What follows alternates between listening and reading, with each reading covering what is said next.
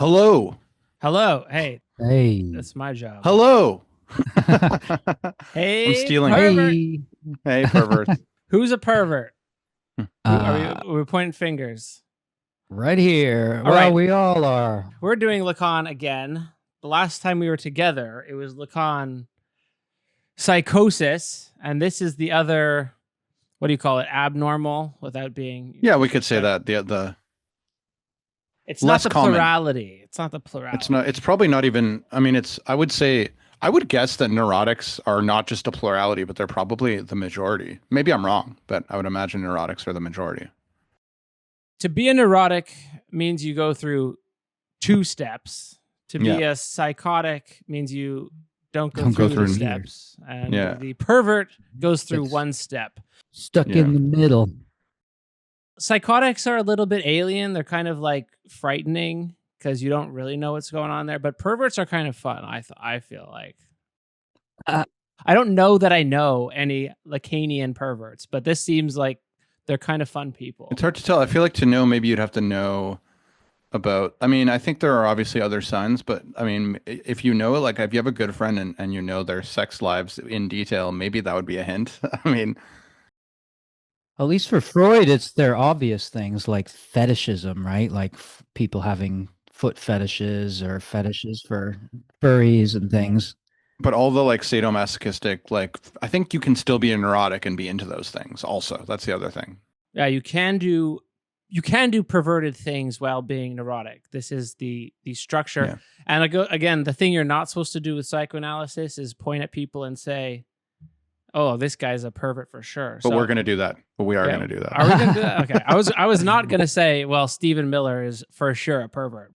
Well, I mean, I think we're gonna do it by saying we're not doing it, being like, well, you know, we're not supposed to do this, but like, here's maybe the evidence. At least I have like I have a bit of a case to make for like Trump, but we can do that later.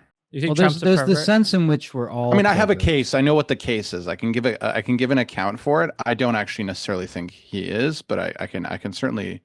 I think I can give an account of why people could read him that way.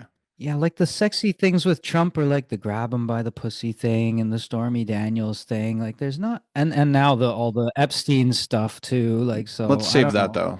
though. Yeah, Save it. But we should get that's the like definition the evidence to armchair psychoanalyze with. Well, it's more than that. Yeah. That's the norm. We should make this distinction early on. The normal distinction of being a pervert means weird sex stuff. Yeah, and this includes weird sex stuff, but it doesn't necessarily include weird sex stuff. This is a symbolic arrangement to be a proper Lacanian, structural, a Lacanian pervert. I saw that Freud divides it. Freud's always so simple compared to Lacan. Like he divides it into there's like your sexual object, like the object of sexual desire, and then there's the sexual aim. So like the method about which you go to obtain gratification. And both of those can be, I guess, like those can diverge from the norm. That's the language Freud would use. And they can also like not be aimed at the whole person. So like a sexual object could be like a part, and it could also be like a non-human thing, like buttons, for example, and or it could be a part of a person, like feet or something like that too. So you have like the fetish for parts of people and like, yeah, so those would be sexual objects. And then I don't know about sexual aims. I guess that could be more associated with sadism and masochism, because that's like you get the sexual pleasure from non-sexual acts that aren't focused on like the genitals and things. Yeah, there's when you metaphorize perverts, it can be a lot of things. I was doing some back research for this on what like people say about perversion, and a lot go with what Zizek says.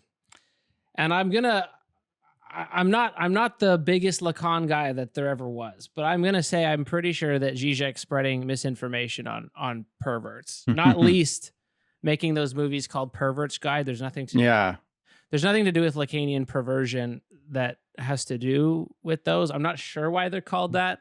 Another thing that he did was I was wondering about that. Yeah, the Pervert's Guide thing. Yeah, he was talking about terrorism, and there's like a Dutch filmmaker that got shot. or stabbed. Yeah. You remember it? We were like young. It was a long time ago. Yeah, I know what it's called. He commented on this and said like if a terrorist has a perverted or may have a perverted structure because they become in their mind the instrument of the law, like God or Allah, whatever you're doing. Now this doesn't really actually fit because if you're a religious nut, if you are a zealot, willing to go out and commit an act of public violence, that's not actually being an object in this algebra, because you're going out and taking agency on yourself. Because the pervert being an object is not like I'm not going to go kill someone for God. It's more like I'm going to be God's dildo, like actually an object. But we're going to get into the structure. Maybe we can figure out what this means. Maybe we can get into some case studies because those are wild. But what do you think we should start with here? We should probably describe the structure, the underlying structure and formation of the pervert, and then kind of talk about how it applies. Because I think it can be very confusing if we start saying like, oh, this fetish or this whatever, because it's like, unless you understand the underlying structure. Because like I said before, you can definitely be a neurotic and have those kinds of perversions, right? It's really more the structure like than like just being really into like a foot fetish or something like that, right? Or a button fetish. Yeah. And you can have also fetishes and not necessarily be a pervert. This is like a truly compulsive fetish, not like, I like fucking around with ropes. It's like, I need a rope around my neck to come, that kind of thing. Yeah, exactly. So maybe we should start with the underlying structure. And I was also going to say, I did like just quickly when you were talking there, I was like, we can talk about this afterwards, but I think there might actually be a reason that fits for why Zizek calls his movies a pervert's guide. But anyway, we can save that. Maybe it wasn't him who called them that. It could have been an editorial decision. Could be the director. Can I actually just start with an example? I know you guys didn't read this, so I'm really sorry. But if I can tell you the story of one particular pervert, then maybe we can relate back to it. And then the structure will make more sense than saying A over Bard, A over and Disavowal and whatever. D that comes in. Yeah. But it's a true case done by a psychoanalyst. And if you want the source, I'll send it to you later. But this is the description of the perversion. This is a Lacanian analyst and a Lacanian version of the pervert. So we're not dealing with Freudian or Klein or whoever else deals with perverts, right? So the subject is a guy who's working at his job, and he does this frequently, okay? He has to do this, so it's a compulsion. He leaves the store where he's the manager as though he's going on a business errand in his car. And now I'm going to be quoting. He changes his route so that it takes him through a residential neighborhood and looks for a barber shop in which there is only one barber. The barber has to conform to a certain pre-selected type. He must not be lean, must not have long hair, etc. When the patient finds this shop, he returns there a couple of times unless he becomes afraid that the barber suspects something. In a state of anxiety, there's a key term. So he's in a state of anxiety. He enters the barber shop, sits in the chair, and asks to be shaved. He sensed pleasurable excitement and anticipated relief as the barber draped the sheet around him, adjusted the towels, and arranged the position of the chair. When the barber was almost finished shaving him, he would rub his hand over his face and complain that it was not smooth enough. The barber would then relather and reshave him again. This continues. He continues again, says it's not smooth enough. This happens more than once, several times. He would then notice that the barber was becoming annoyed and started breathing heavily. With the barber's increasing annoyance, this is key, with the barber's increasing annoyance and his heavy breathing, as he repeatedly had to draw his razor over his neck again and again and again, he would have an erection and ejaculate in his clothes under the barber sheet. Then he would pay the barber and leave.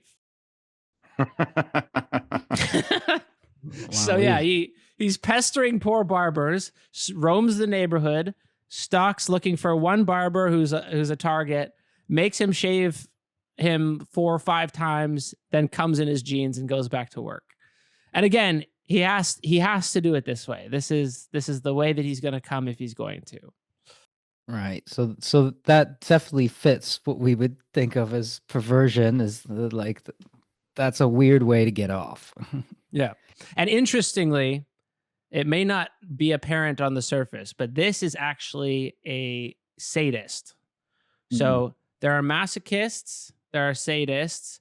What we call in our culture sadomasochism, but joining them together, that is impossible in the Lacanian formula. You're either a sadist or a masochist, and also a fetishist.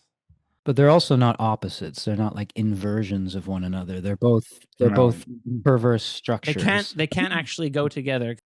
What is that stupid show? 50 Shades of Grey? Is that like a masochist with a sadist? I forget. I'm asking the wrong people, but I think if I recall correctly, that's a masochist and a sadist, and they go well together because they complement each other. That's not how it goes in real life. Because the sadist wants to cause anxiety in like someone else. I think maybe that like repetition of the shave. But I think so does the masochist. Like that's why they're actually similar, because I think the masochist also wants to like make like, because the masochist is kind of like demanding that the other person kind of impose some kind of law on them, right? Like they both actually weirdly want, that's why they're not opposites, right? Because I think they like weirdly both have a similar like, well, I know that for the masochist, right? Like they kind of act like, oh, they're doing it for the other person's pleasure, right? They're like, oh, I want you to like do something to me and I want to be this object for you. But that's actually like kind of a phony like impulse. It's really about their own enjoyment. It's not really about the others. Yeah, there's like the fantasy part. Like, so Lacan's like 3 registers helps, right? Like imaginary, symbolic, real. And so the symbolic is the thing that the pervert has trouble getting to. Like the symbolic is when you fully go through separation, like the neurotic, then you get to this symbolic, that symbolic castration. The pervert doesn't go through that. So in the imaginary, they're like, yes, I'm all for the other person. But in reality, they want to like make the law real. And so I guess the limits of their tolerance becomes like the real limit. And then the fantasy that supports it is like, no, I'm giving myself to this person. Like I'm totally trying to give this person like the pleasure of whatever, watching my pain. So there's that the registers comes into play. Yeah, I think you're describing it pretty much right there. Yeah. The guy in the barber chair who comes under the barber bib, his limit, like you just said, you said the words, the limit is the real. The limit is the real because he eventually just really ejaculates. That's the symbolic. But he has to, this is another interesting thing about the pervert, is they have to set up this whole scenario and repeat the scenario. So you have, different fantasies. In this case of the barber one, the analyst went back to childhood, and it goes back to like seeing pigs be slaughtered by getting their throats cut. At the same time as he was being forced in private school to learn how to speak like a native Pole instead of speak with a Jewish accent. So there's that stealing of the voice, which is the agency of the subject, and then that being displaced onto the pigs getting their throat cut. And the sadistic element, I know we think of sadistic like, oh yeah, you're burning people with cigarettes. Like that's not the forcing the barber to continue to shave you until the barber gets upset and it starts getting annoyed and starts getting like, come on, man, what the fuck are we doing? That's pushing up against the limit. And that limit pushing is what perverts do to get pleasure. Yeah. The neurotics, basically, we're obsessed with the limits. We know where they are. We push them as kids, then we find out where they are, and then we're horrified when other people push the limits when they're around us. Yeah, what you said there. Yeah, the masochist wants to make this other person, this person involved in their masochism, This says bring them to the point of enunciating a law, pronouncing a sentence, Yeah. sometimes by generating anxiety in them. And yeah, so maybe like the barber just saying, okay, like that's enough. What the hell's going on here? You're crazy. And Yeah. yeah, exactly. Exactly. So Completion achieved. They want to hear that that's enough because they don't hear it inside their own head, right? Neurotics always hear, okay, that's enough. We tell ourselves that's enough. They don't hear that part. Because the neurotic can channel it into language, right? And Lacan says jouissance is prohibited to whoever speaks. So that would suggest like symbolic castration. You know, you've gone from alienation through separation, symbolic castration.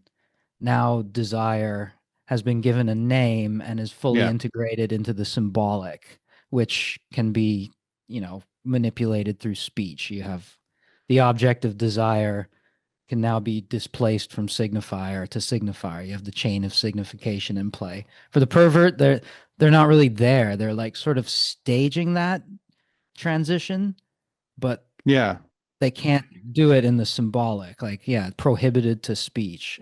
Well, I think an important concept that comes up here is disavowal. Freud discussing how boys who sometimes when they perceive a girl's genitals, they like deny the absence of a penis while simultaneously registering it.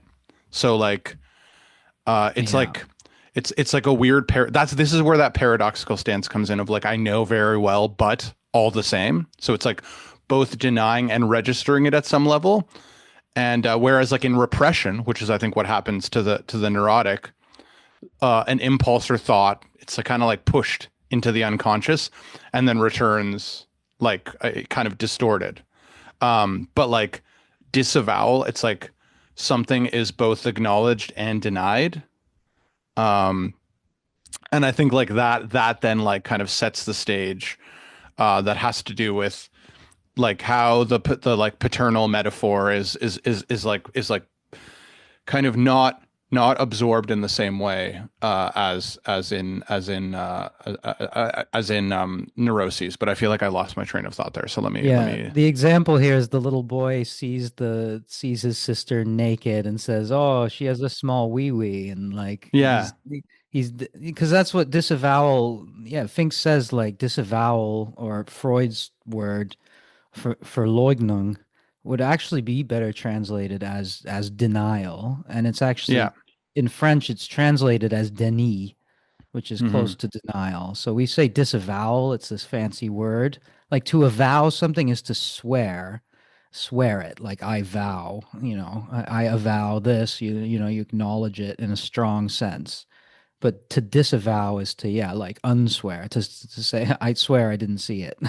And the funny thing is to say I swear that it's not there is a weird thing, because something can't be absent unless there's already a symbolic grid that prepares it. Like the example of like you can't just walk into a library, point at an empty space, and be like a book is missing.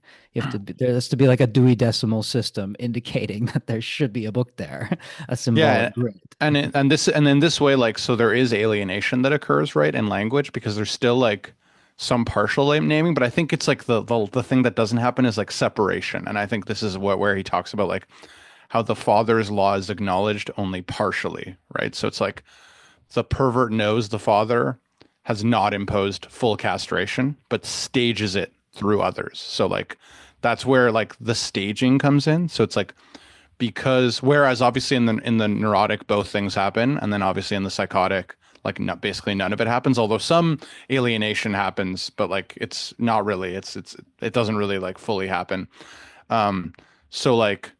So then this is where like I guess the desire or the need to like stage things, stage law, because it's like the full castration of the name of the father hasn't occurred. So like there's some kind of a drive towards like staging something that is imposing law. Yeah, I keep saying we. Neurotics kind of understand this stuff metaphorically, but the perverts have to do it with like physical scenarios almost. Yeah. That's why you get leather and whips and chains and buttons and whatever the displacement comes onto, or I have to go around and find a poor barber to pester. Yeah, they have to force a limit somehow. They have to like force a limit to emerge. Instead of the symbolism and the metaphoric turn happening inside your head, it kind of happens in real life. Yeah, and also it's interesting because I think this also has to do with like kind of the relationship to jouissance, to like an imaginary, and the imaginary phallus, meaning like the penis as pleasure or something like that, like as versus like symbolic phallus. And like I think in the neurotic, the like there's an exchange where like the neurotic renounces this kind of pleasure, like this material, like or rather imaginary pleasure, like so the imaginary phallus, and exchanges it for the symbolic phallus. So neurotics are much more interested, and by when I say symbolic phallus, I mean like social recognition, self-esteem, like being seen by others as having value. So you're kind of exchanging it, and you're like, okay, well, like I will repress my like embodied pleasures in a way because I want to participate in this society where like other people are going to see me as like valuable and contributing to this society. But the pervert like refuses basically that sacrifice, won't hand over their imaginary jouissance, their like imaginary phallus. And I think like that's like where there's like, as Pills was just saying, like we can think about it, but it's like, we can kind of imagine that sort of, but it's like the urge, the drive to just like enact these scenarios is very much like at the level, like I guess of like the imaginary, like trying to achieve this kind of pleasure is sort of the way that I understood it. Yeah. So if the neurotic's walking down the street, it's a hot day, and there's a fine, just a dime walking towards him, and she's curvy. She's got one of those dresses, the dresses that are made from that like the sweater material. So they're form fitting, they're elasticy. Oh, yeah. It's hugging her curves, and if she's walking towards you, and you know that on the other side of that there's an ass to match just rolling around, rolling around in that dress, but as a neurotic, you know that you can't turn to look because there are other people around. Yes, this did have a point. There's other people around, and if they see that your head's on a swivel as soon as she walks past, then they're gonna judge you. So you're gonna look like a creep. Your esteem comes from repressing, swiveling around and checking out those beach balls that are bouncing around in there. And you're gonna keep your head forward, or you're gonna try to look in the reflection of a store window or something like that. You're gonna try to not get caught because you know that the law is worth following here. But the pervert, this is kind of a bad example because this is not necessarily going to get the pervert off. But the pervert won't. The pervert won't care. The pervert's gonna swing around. He's gonna say, girl, I want to eat Thanksgiving dinner off that ass. He wants actually, or depending on the type of pervert, but he could want to provoke anxiety in her and get off on the anxiety provoked there. Or I wonder if we neurotics, I wonder, because we're all have a basic level of perversion. I don't know, maybe one of you is a pervert. I don't know. Well, maybe we'll see, but I think. Since we all do have a basic level, we all okay. I'll volunteer. No, we all have a basic level of perversion, right? So maybe that's why we all enjoy that meme with the guy checking out the girl, and then the girl looking at the guy really angrily because she's obviously like his girlfriend or something, and he's just like openly ogling some girl that has just walked past, and we have so much fun with that meme, right? We put like the heads of companies and things on it, and we play with it all the time. But we all have that, like, but the neurotic, again, you can see it in the symbolic there as a meme, but we all enjoy it because it's like a basic like perversion thing, right? Because like Freud says, children, like young children, are all polymorphous perverts, right? Like masturbation is one of the basic things, right? Like the father comes along, or someone comes along and says, like, stop masturbating. The father's going to cut your penis off if you continue to do that. So stop. And If I had a and the dime for every pervert, time my father told me that, man. yeah, of course. And so the neurotic will, make that sacrifice. The neurotic will, but the pervert will refuse to make that sacrifice. Will keep the pleasure, right? Won't give it up. Like saying, this is my pleasure and I'm not giving it over I'm not giving it over. So they don't like accept the law of the father on a symbolic level.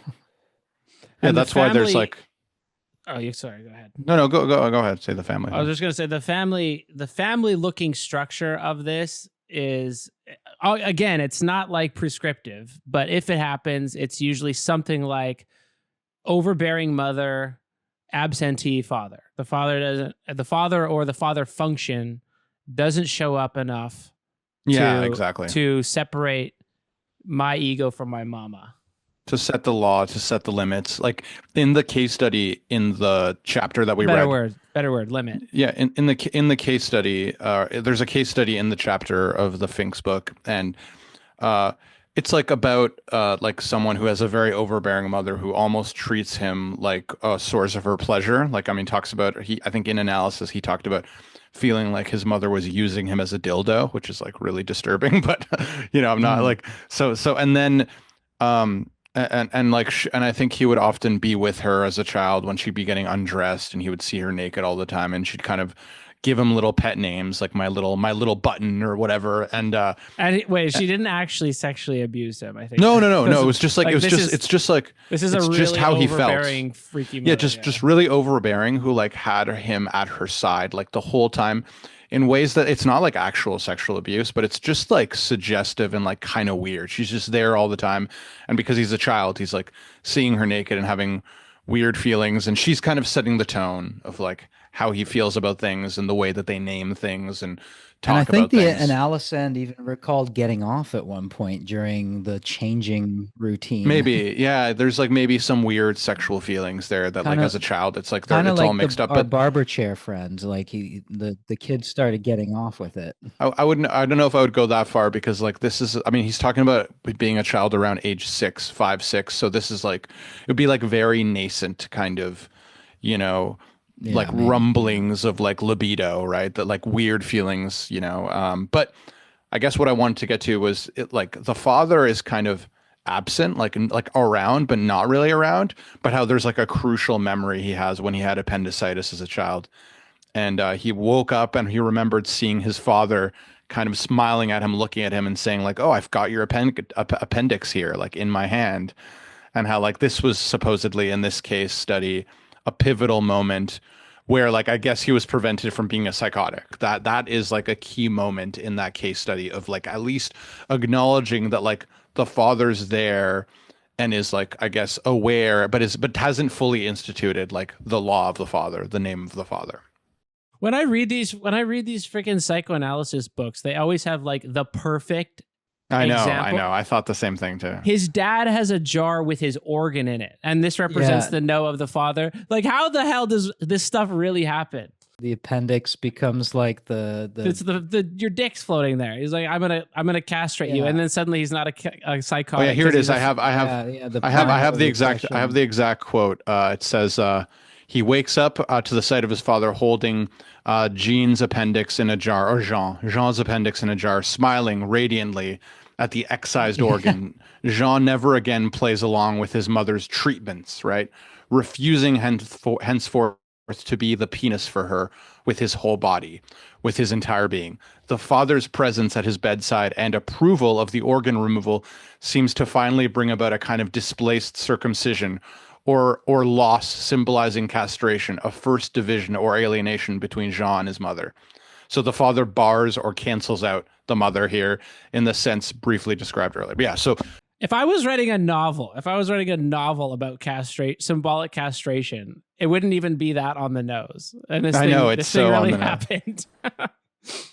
And he goes on to talk about how Jean's mother, continues to view Jean as, quote, my little man, and lets him know that his penis is inadequate to give her everything she needs. She refers to his penis as ton petit bout, your little end or bit, the little suggesting too little. Often, however, she simply calls it ton bout, your end.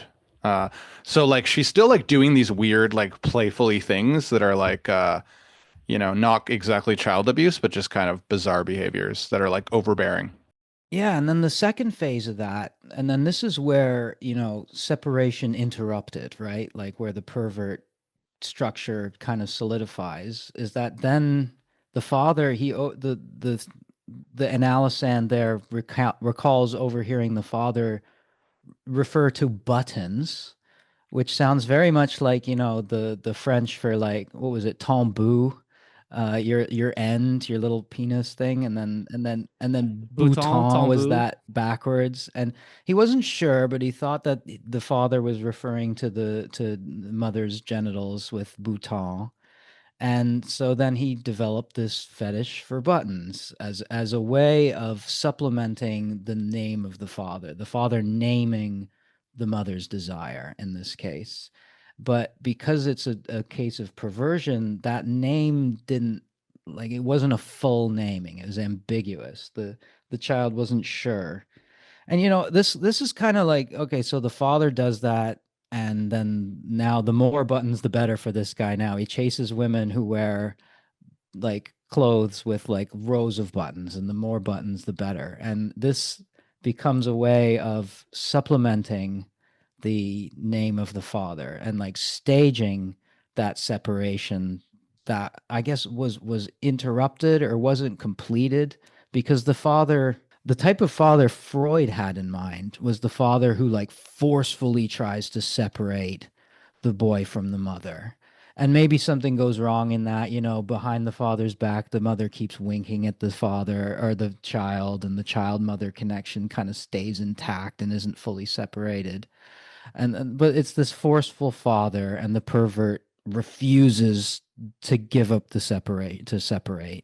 But then Fink is like, but we now we should focus on this like contemporary father who is like a weaker figure than this forceful father. Maybe, one of those like fathers who's kind of progressive and doesn't think that they don't want to be the So stupid. authoritarian. Yeah, they don't want to be the Back in the day, we didn't have so many perverts because we drank from the hose. they want to be liked. They don't want to be the one who does the punishment. They like want to be this like nice guy, friends with the kid, not like the authority figure. It kind So of it's makes like sense that there'd be less perverts in like a more authoritarian father culture. he describes them, but he describes them so negative. I don't know. The weaker figure and is often confused about his role as a father, or like the weaker and indifferent father, or something like that. This like different focus. I don't know. It's at least helpful. Sounds like James Dobson bullshit. It's James Dobson, I don't even know who that is. He's a Christian guy who says you should beat your kids. I mean, look, I obviously, I definitely think, don't you think it kind of makes sense though? Like if this is like, obviously, if this is like how perversion forms, like, wouldn't it make sense where like when social customs were stronger and more universally like obeyed, and that fathers were more authoritarian, that there would be like fewer perverts? I don't know. That just kind of makes sense to me. No, come on. Like the problem is the mother is showing not even acknowledging the father at all. As soon as her son's born, she's like full on obsessed with her son. He's an only child. It's another problem. Yeah. I'm being natalist. You gotta have more kids so your kids aren't perverts. But either way, this in the structure, inadequate paternal function is the problem. This bouton thing, the button thing, the name of the father, we usually think of it correctly as, the father, your father's going to come home. So we name him. But in this case, the name of the father gives name to the mother's absence of a penis. So he names her lack, and he names it button. So this guy now has a fetish for buttons, because the more buttons he's got around him, the less likely his overbearing mother is to absorb him into. Well, amusingly too, he actually finds the appearance of a single button quite disturbing, actually. So specifically, it has to be like, and the more it's like a series of buttons all sewed together like a cross. He's like, that really does it for him. I find this part of psychoanalysis so fascinating because fetish part. Because just the tombeau and backwards is bouton, and then bouton in his unconscious becomes attached to real buttons, like words. Words here are real life, which is kind of the thing that we can't really understand anymore. But that the fact that this can happen, it's my favorite part of these examples because it's fascinating. And what was the Yeah. thing in the Vienna Freud movie, the titmouse thing? The words just come together like that. And the analyst has to notice these sorts of things, like ton boot being the reversal of bouton, and then do something with that. The examples in these books, they're just too good. Like, how do you have this is better than a novel. And then there's the example of Hans, little Hans we mentioned as well, the kid with the fear of the horses. Now, is he a pervert? Because he's mentioned in everything, but is he a pervert? That's what I was trying to figure out. Yeah, I'm not sure. And there's a perverse structure there that's pointed out anyway, is that in like the horse, the phobia, the object of the phobia, the horse becomes like a name of the father, and that contributes to the separation of the mother from child, right? So just like you were describing with the button guy, like, he's refused to be now the dildo anymore. And he's trying to stage this separation. And for some reason, the paternal function is insufficient because, the dad's a hippie or whatever. And, or just absent, or just not around much, right? Absent. Like, it's not, I see I get your concern and with what he said there, but it's not just about it's not that politically, it's really more just about somehow kind of absent. Well, yeah, it can even be the overbearing father, and the pervert exactly. just refuses to give up, refuses the separation entirely. It doesn't matter. In any case, the paternal function, I mean, in all of them, right? In psychosis, in perversion, and even in those forms of neurosis, the paternal function goes wrong somehow, or it's inadequate somehow. And in this case, it's inadequate to separate. It's inadequate at the separation phase. And so the pervert has to take it on themselves to stage that separation. And unlike the neurotic who, can repress, right? So saying okay, I don't want to have sex with my mother / sister / whatever, that impulse gets repressed. Or the idea connected to that impulse gets repressed, and that affect, that impulse, that instinct, that sexual impulse gets connected to some other acceptable idea, right? Because the superego judges that to be, unacceptable, and so the neurotic has different levels, that unacceptable idea sinks down into the unconscious, and the symptom appears where that affect is connected to some more acceptable thing. The pervert doesn't have that. The pervert has these two contradictory things. This split ego thing he refers and to. That's also the I know very well, but all the same, I'm gonna. Yeah, exactly. Yeah, that's that, and that's exactly Disavowal. what we're talking about, the fetishistic disavowal. I know very well that it doesn't work, but I do it anyway, kind of thing. Zizek loves that joke about it, right? So yeah, exactly. And is really that is a perverse structure, but then again, it's questionable whether, Fink opens up this chapter on perversion saying most clinicians do not see many patients who can accurately be qualified as perverts, psychoanalytically speaking. So it's not a super common thing. It says in everyday language, everyone's a pervert, and even in Freudian terms, children are perverts, right? Masturbation is a perversion. It's a non-reproductive sexual act, which can, but an actual genuine pervert in the psychoanalytic sense of someone having a perverse structure and not having completed that separation phase is not super common. No, I don't think so. And they're hard to detect is another one. Hard to detect, Hard to detect in analysis, very hard to detect. And a lot of the times they don't actually need analysis to. Well, it's very interesting the reason why they're hard to detect, right? Because it has to do with the fact that they always try to adopt this position as filling the other's desire. So in analysis, the pervert will often try to stage themselves as somehow The like perfect analysan. yeah, exactly, being the perfect analysan, like fixing the desire of of the other, like to be this like object that kind of plugs the lack in the other. Yeah, because the analyst is supposed to position themselves as the objet a, as the cause of desire, but the pervert refuses to allow them to adopt that position.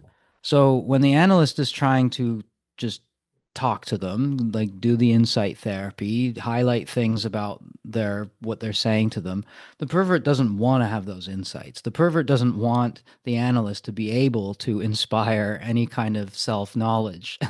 I'm putting it in my own words, which are probably bad ones, but that's the thing. The neurotic has a much easier time accepting the analysts, like I guess this is transference, accepting the analyst as the object a, as the object cause of desire. But that's the thing. The pervert wants to be the object a. The pervert wants to be the cause of desire for the analyst. And so, yeah, like you said, they will sort of do whatever the analyst wants. They'll like go along with it, but they'll refuse to let the analyst, they'll refuse that transference that's supposed to happen in psychoanalysis. Yeah, exactly. Yeah. So they, yeah, precisely, precisely. It's also interesting the gendered thing about, like, he talks about how it's diagnosed overwhelmingly in men only, that like men are perverts, and I think, Yeah, he says virtually exclusively.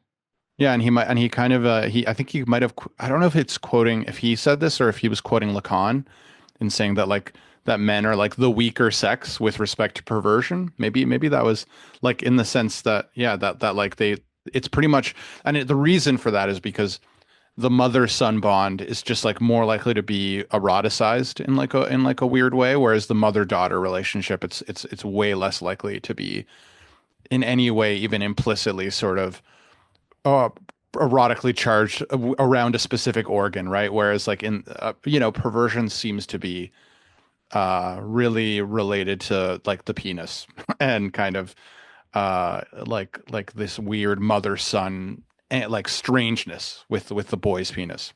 Yeah, the son's much more likely to see the father as a rival, and a daughter almost never would see their father as a rival.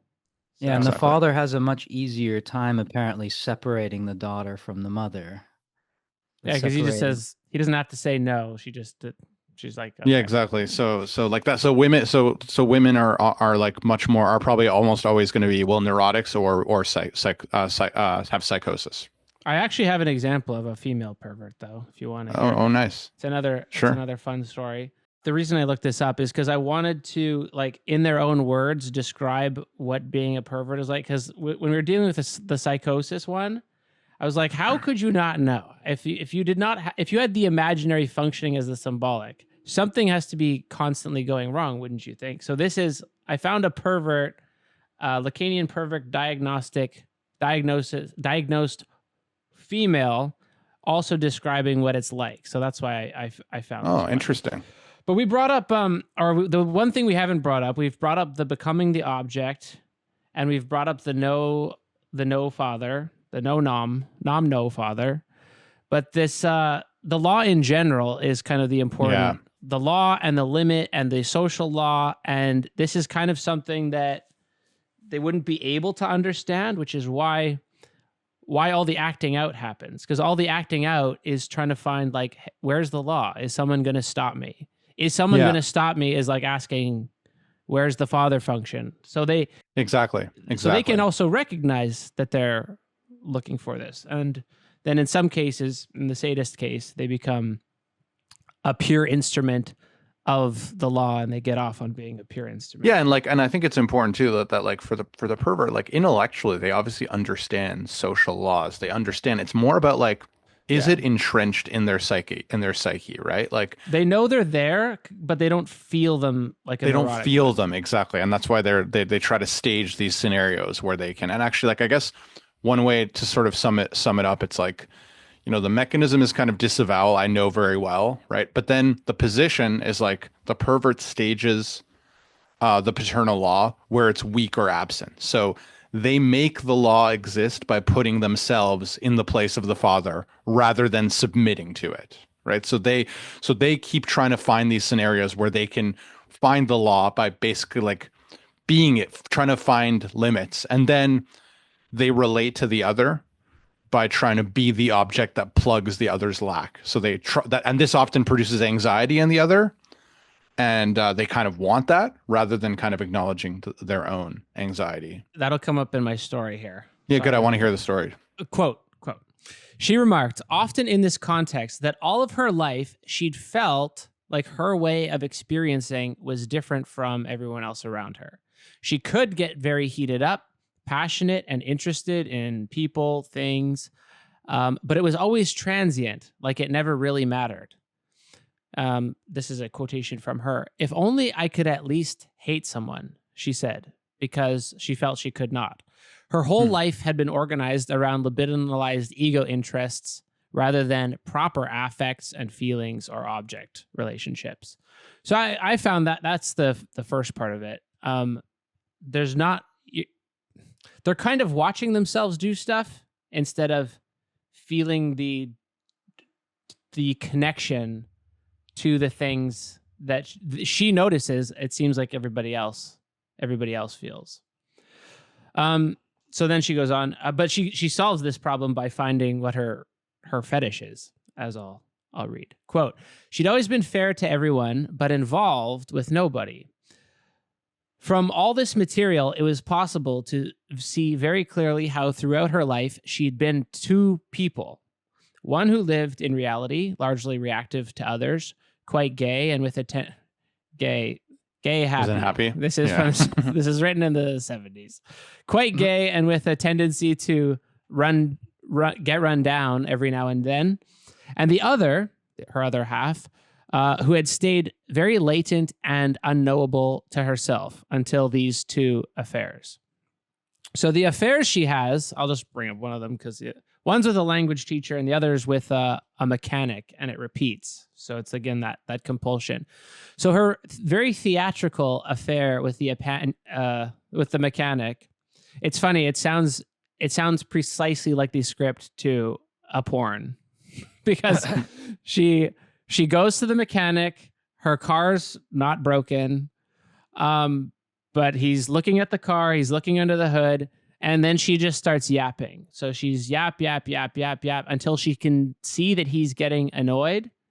And the mechanic says, like jokingly at first, like, can you shut the fuck up or I'm going to tie a rope around you, or I'm going to tie a gag around your mouth.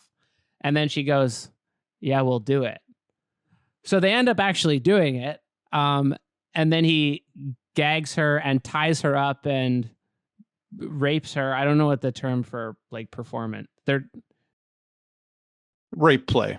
They do a rape play. And then she keeps going back to the mechanic, like, I don't know, however often she can get away from her husband. And every single time they act out this little play. So this is finally the first time where she feels like that other person who is herself, that doesn't live in reality, that's been unknowable and latent. This is the first time that actually feels like it's working, I guess, would be kind of the terminology. So that would be the undiagnosed pervert to realizing you're a pervert, is you now found this thing that you need and you actually can't get off any other way. But similar to the other stories, this one is a masochist, obviously. But the gagging thing is really important to the analyst who wrote this out, because you taking away your speech is becoming an object, and then obviously becoming the object of jouissance for the other. It's the performance thing. Like I said, it's a bad porn. And then to get him to respond to her, she has to just keep blabbering on while he's trying to fix her car until he comes and punishes her. So she finally gets to realize the law by this little theater play that she puts on, finding out where the line is. Then that something like that kind of fetish for being gagged and rape play is an attempt to prop up the paternal function. To establish law. To get the other to pronounce the law. There's the insufficient paternal function is being propped up staged or imagined here. And the idea is that separation, like the normal neurotic kind of goes through, for the pervert, separation is still the key thing here. And there's an anxiety at play. Like separation is hard, separation is anxiety provoking, but on a deeper level, separation is actually a huge relief.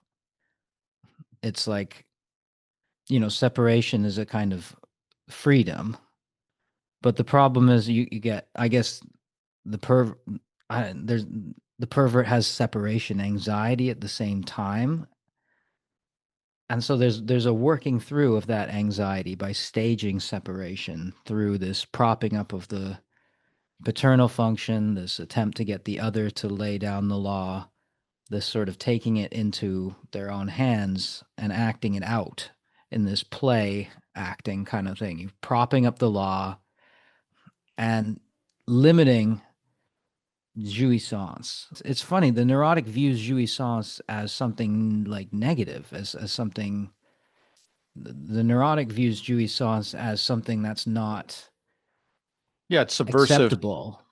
To have too much jouissance is like is uncomfortable for the neurotic, I think. And and the neurotic hears something like that about a pervert and thinks, "Oh, look at how much jouissance the pervert has like access to."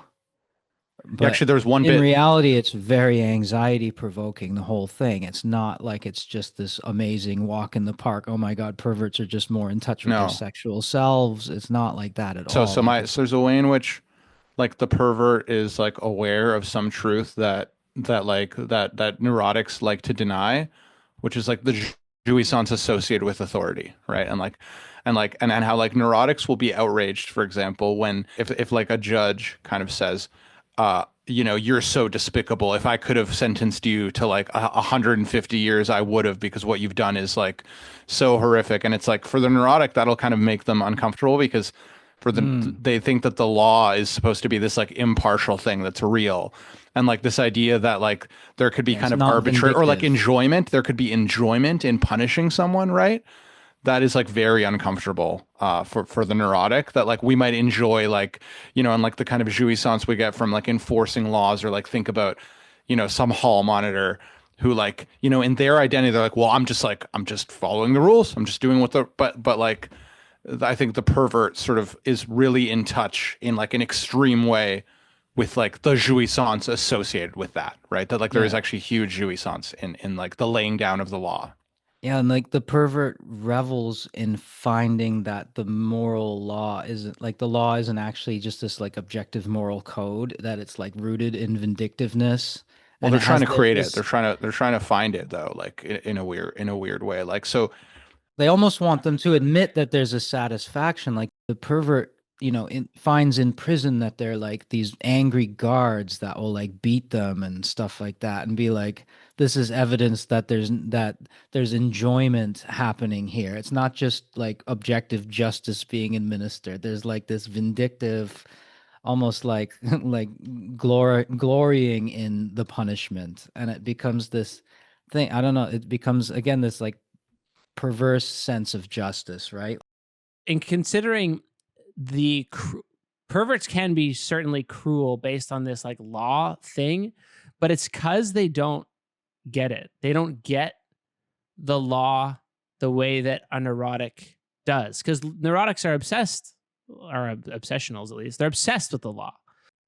Yeah, and being seen to be good and conforming to it, and seen as like a good example of it by others in society. Like they're obsessed with esteem of others. Well, like Kantian ethics is like the example of the neurotic moral code, right? Like Kantian ethics is dispassionate, detached, universal, objective, right? And he says here, the pervert seems to be cognizant at some level of the fact that there is always some jouissance related to the enunciation of the moral code. Well, right? The neurotic wants that's what it to be morality is in a made up sense. But even we take it seriously in our action, but we realize that it's a game. But even knowing it's a game, you can't actually go out and behave like it's a game. You have to take it seriously. Exactly. So the neurotic knows the rules and takes the game very, very seriously. Not life or death, but pretty close to life or death. Now, the distinction there is the that psychotic. judge isn't supposed to take pleasure in passing the judgment. Yeah, the psychotic doesn't recognize the rules of the game or that there's a game, but the pervert does. And the pervert treats the game as a game, the game that we all realize is a game, but we take it very seriously. They're able to go into the game and also choose not to take it seriously, to play it like, and that's very scary sometimes in some cases. That's it can be, but it needs scary not be, for a neurotic, and a neurotic looks at them either with envy or fear. Envy because, like, look, they get to get off however they want. They're getting off and they're not feeling any shame for it. Or they're taking pleasure in this and not apologizing for it. So there's a kind of we can't, or I keep saying we, I'm sorry. The neurotic can't really get that, and that kind of makes certain responses like judging them as evil or judging them as or fearing them. One thing we forgot to bring up that I wanted to on this point is the paradigmatic history writer example of the psychotic was Judge Schreiber, who had a psychotic breakdown and get locked into the asylum for the rest of his days. But the example of the pervert, the same always quoted, oft quoted, literate, educated example is the Marquis de Sade, for whom sadism is named. But all the ink spilled over, I don't know, fear and concern about Marquis de Sade being read, his books getting banned. All of that is this kind of fear that the neurotic have of the pervert, and he kind of figures as that. There's a tendency for masochistic perverts, like masochists, to seek out incarceration because of the fact that they will get they might get brutalized and punished at least in some way, and they like that. Like the Marquis de Sade did, and then had his wife smuggle dildos into so he could use them on himself. So it's like a substitute symbolic castration, the seeking out incarceration for masochists, because they can't have that true symbolic castration, otherwise they'd be neurotics. And then this is the Lacan quote: recourse to the very image of castration can come as a relieving, salutary solution to anxiety for the masochist. Again, that anxiety associated with separation, but then that like deeper relief that separation is supposed to bring that they don't have proper access to for some reason or other. So Kant is compared there with the masochist, but maybe it would be the same thing for the sadist, because it's the victim's anxiety for the sadist that becomes the focus, not I guess that would be connected to their own anxiety, obviously, but it's about causing anxiety in someone else, right? Like they don't know if they're going to, they revel in creating a situation for someone where like there's possible torture, possible death, but it's all kind of vague and uncertain, and that's what creates, their victim. That's why you can't really, like a sadist can't deal with a masochist, I guess, because there would be that would just short circuit the whole thing. It wouldn't work. The fantasy would not work with a sadist and a masochist. No, because they're both trying to be the object. Yeah, it would exactly. Just be a loop. Exactly. What I love. Well, there's that joke. Remember that joke where it's like, what did the masochist say to the sadist? And he's like, when he asked him, he's like, "Hit me," and then the sadist says, "No." There you go. So they just part ways. It's like the antisocial club. Exactly. I was gonna kind of make my fun case for how we might see Trump as a pervert. I don't know. Is it an appropriate time for me to make my case? Yeah. Oh yeah. Okay. It's definitely an appropriate time here in the UK because it's getting okay. So when it comes to like law and authority, I think we could see Trump in a way as like presenting himself as like lawgiver, right? He'll always say things like, "I alone can fix it. Only I can do X." And he also doesn't respect institutional norms, right? He repeatedly stages authority. So even in defiance of things like constitutional checks. So I think we could say that this is kind of matching like a perverse stance of like creating law in place of a weak father, right? He's like kind of like he's subverting all these things, okay? And then also disavowal. I think it's kind of fun.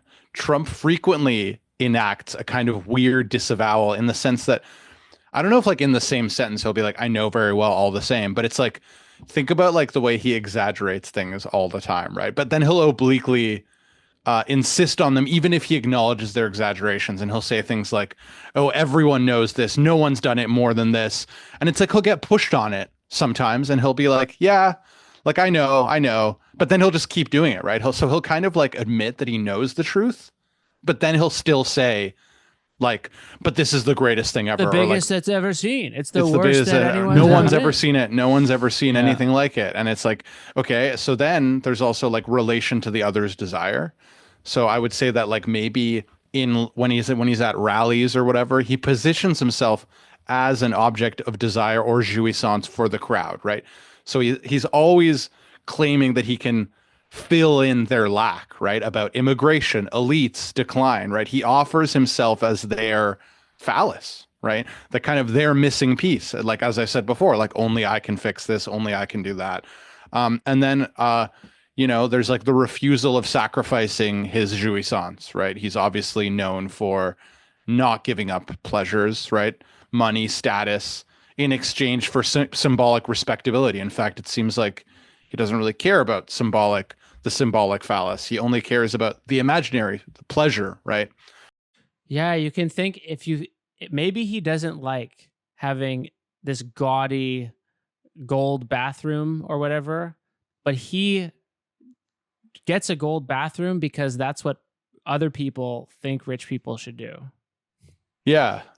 The imaginary phallus is the gold bathroom. Exactly. So that's kind of like my case. And then obviously like there's obviously arguments against it. I mean, I think that in a way, like the one thing that's sort of missing is like he does actually seem to be quite obsessed with social standing, and that is not perverted, right? Like, so that is very, very neurotic, obsessional, like he's obsessed with the media ratings. So, that's kind of a mark against him actually being a pervert, but it's still fun. I think it's a fun case.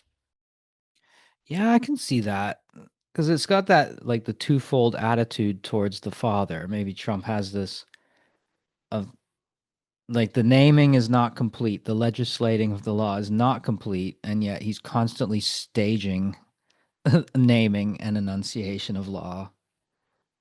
I think that sounds a bit like what you were saying. He's constantly harping on this or that institution being insufficient. The Democrats right now are quite under fire. He's certainly acting in perverse ways, I would say, right? Like I would say like he's acting in perverse ways, but it's obviously impossible to know. Well, the I should have said it before. Obviously the caveat is like it's really bad form to like try to psychoanalyze someone from a distance.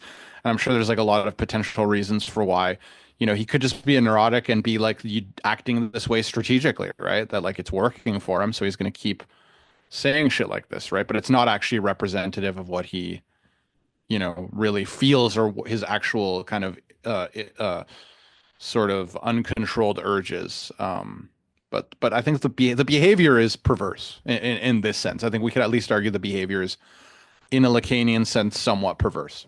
Yeah, just because one of this pervert had a rape fantasy, I don't know a girl that doesn't have a rape fantasy. Yeah, I know. But I it know. doesn't mean That's they're all the other- perverts, obviously. That's Exactly.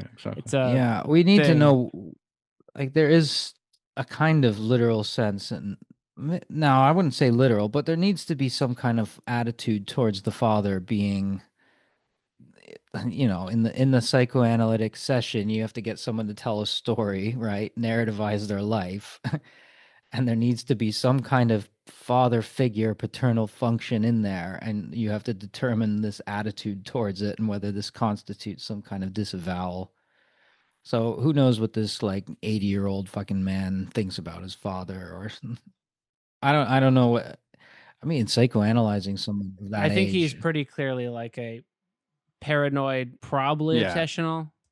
Yeah, that's what I think. On too, the other probably. hand, if we're talking about Trump admin perverts, I can very easily picture Stephen Miller jerking off while a bunch of Mexican migrants are performing Gone with the Wind or something. Yeah. Well, he's forcing them to. He would get off on causing anxiety. He seems to take pleasure in suffering or being feared as being able to cause suffering, which would be a sadistic trait. Yeah. He's just terribly like zero riz, zero gravitas when he speaks. So I'm not too worried about him, but he's a scary dude. So I wouldn't surprise me at all if he had. Oh yeah. If he Also, had I was gonna something locked up in his basement. I was gonna bring up as well, like why Zizek's titles for his movies maybe make sense. I guess what I was thinking is, isn't the process of making a movie kind of a staging of fantasies? Like it's sort of like you are creating like these scenarios that are like so in a way like cinema itself is like maybe perverse in a certain sense of like because what it's doing is it's like showing it's like creating very specific stagings of things of like basically he argues right through his analysis of the films like kind of ideological in his sense like fantasy kind of representations right so maybe Sounds really like Laura Mulvey, but the thing is it's called The Pervert's Guide, so it's like it's perverted to watch him break it down, right? But it's also a pervert's guide to understanding cinema. So it's like yeah, you're right. I mean, it's like it does kind of imply that the viewer is the pervert, I guess. Not that cinema itself is perverted, but I guess I was thinking about it. It's like kind of like a tour where like the guide shows you how films like stage our unconscious fantasies, right? How they kind of show desire like more clearly than we can see ourselves. So it's like the staging part, I guess, was where I was thinking maybe, like it's show like the perversion is in the showing, like the kind of obscene underside of law, morality, enjoy. Like so, it's like by analyzing film, we can kind of reveal the arbitrariness of like ideology maybe, which is obviously what the pervert does because the pervert doesn't believe in or doesn't even understand the law like or like like the kind of subversion. Maybe it's because the pervert needs the joke to be explained to them. Yeah, maybe. And we're all perverts in the sense that we're not going to be looking into movies that hard. Yeah, that's maybe. Yeah, maybe. You have to be a pervert to care about movies enough to watch a breakdown of scenes by a Slovenian man. Obviously, he's trying to be provocative too with that name. I mean, it's a funny name, Pervert's Guide. It's better than the Psychotics Guide to Cinema. I remember I had like way back in like 2008, I think. Psychotics Guide. I had I was working at like The Source, basically Radio Shack, and for those non-Canadian listeners, but it's called The Source here, or was. I guess it still exists.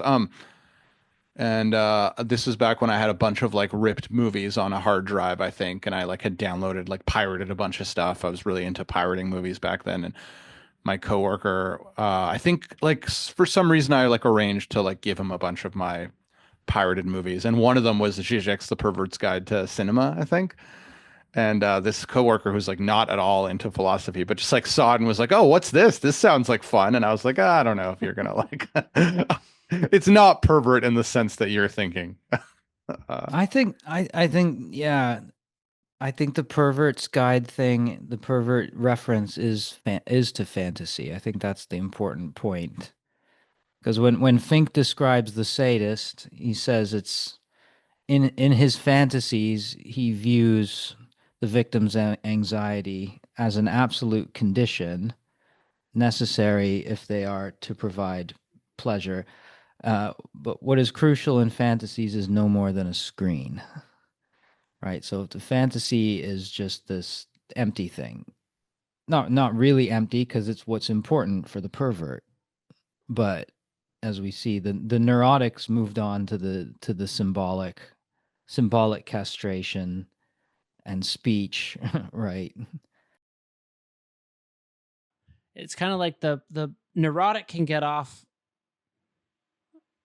can get off just by watching a film on a flat screen, but the pervert has to act it out like a theater, like a stage play. Yeah, like seeing Zizek on the and what does Zizek do on the Pervert's Guide? Like he's literally on the screen. Like when it's like the Titanic, he's like lying in one of the bunk beds. Like he's in every scene. He like walks into the films. He's literally on the screen. I think he's in the rowboat for the Titanic. Yeah, yeah, he is. He is. He's in like the most hilarious spots when he's in there too. Like just explaining the film from like some random position in a scene in the movie. And of then, course, there was definitely enough room for both of them in this boat, but he has to die. Yeah, with no comment on why he's positioned that way. And then the Zizek, the rest of the time, he's just the neurotic's guide to Hegel. That's what he is the rest of the time, because he's just either on a podcast, speaking on YouTube, or talking to Yanis Varoufakis or something. Yeah. Well, guys, good place to end it. Yeah. Great. That was fun. That was our Lacan series for now, although let me strongly be arguing. Okay. If the patrons want us to keep going, I will definitely keep going. I'm feeling a wane in interest, and when I'm waning in interest, then I feel like what you're saying is you will submit to the law of the Patreon. I will submit to the will. The expression of the other, definitely. Well, let me make my pitch to the patrons. I would like to cover neuroses because most of us are neurotics, and I think we should talk about it eventually. Not now, but eventually I want to come back to it because I think it's the most relatable, and it might hit closest to home, which will be fun, I think. Obsessional and hysterical neuroses. Exactly. Maybe I'm cutting it off here because I just... You don't want to explore that. I can't look in the mirror. I can't stare. Yeah. It's already hitting too close to home. Yeah, I'm down for a break too. So I'm down. See where it goes. Well, maybe we'll do something fun. I've also been reading a lot of Levinas lately for a paper I'm working on. I don't know if you guys have ever done that, but we could maybe do that. He's kind of boring, but Christian Heidegger. I prefer Nazi. He's Heidegger. Jewish Heidegger. Oh, really? Shit. Yeah. The face Heidegger. Almost. Yeah. Heidegger, but other people matter now. Mm-hmm. Yeah, exactly. Ethics is first philosophy, not ontology. Yeah, exactly. All right. Well, cut her there. Thanks, guys. Yep. Looking forward to hear the remarks here. But that's what is that, number 6? That's Perversion. It's number 6 of Lacan. And please write to us. Please write to us if you feel like it, and telling us if you're a pervert. Tell us about it. Yeah. We gave you the neurotics guide to the pervert, and we're looking for the pervert's guide to the neurotics guide to the pervert. What's that word? I forget. Bonafide pervert? Is that a bona fide? Well, maybe not. Maybe not a pervert. Maybe not some of these words here: pedophilia, frotteurism, toucheurism, transvestic, fetishism. Okay, I like that. I like scopophilic. A scopophilic. It's basically a peeping tom, but apparently there's a fetish where you can't. It's not just peeping Tom, like you want to see your neighbor naked, so you climb up a tree. It's like you can only get off if they don't know that you're watching. Oh, that's funny. I wonder what about the opposite, where you can only get off if you like know that they see you seeing them. Like cuckoldry. Yeah. Anyway, we're done. And you're detecting the anxiety, but we're done here, folks. Yeah, you have to know that they're anxious. That's a kind of weird. That seems sadistic, literally. Yeah, a little bit. Mm-hmm. All right. Take care.